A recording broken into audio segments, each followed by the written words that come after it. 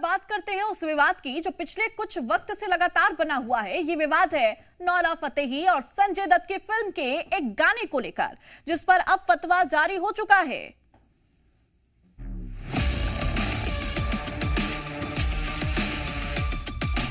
एक गाना, उस पर छिड़ा विवाद और अब फतवा।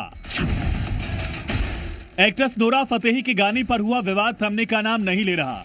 जिस गाने को लेकर कहा गया कि उसने अश्लीलता की सारी हदें पार कर दी, जिस पर विवाद हुआ तो सरकार ने भी बैन लगा दिया। लेकिन अब इस विवाद में एंट्री हुई है मौलाना और उनके फतवे की, जिसमें मौलाना की तरफ से नौरा फतेही पर फतवा जारी किया गया।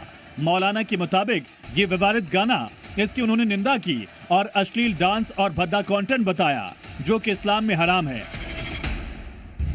नौरा फतेही के बारे में भी बता दूं कि ये भी एक मुस्लिम समाज से आती है और कुरान में इतनी सख्त हिदायत है कि जो अश्लीलता या बेहयाई फैलाने का काम करेगा उसे दर्दनाक अज़ाब होगा, यानी कि ये गुनाह कबीरा माना गया है।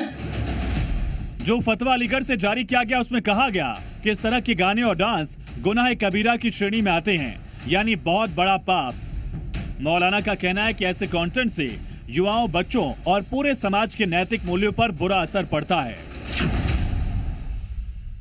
इस कंटेंट में अश्लीलता भरी हुई है गाने में, और इस गाने में ऐसी बेहयाई, आपत्तिजनक और अश्लीलता परोसी गई है कि जिसकी वजह से एक आम इज्जतदार इंसान उसे फैमिली के साथ में भी नहीं देख सकता। इतना ही नहीं, फतवे में यह भी कहा गया कि जो कलाकार इस तरह के कंटेंट का हिस्सा बनते हैं वो इस्लामिक शिक्षाओं के खिलाफ माने जाएंगे।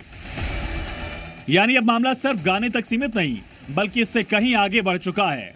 हालांकि गाने को लेकर भारी विवाद के बीच नौरा फतेही ने अपनी सफाई में कहा कि उन्हें सिंधी गाने के बारे में कोई आइडिया नहीं था, उन्होंने इस पर परफॉर्म नहीं किया।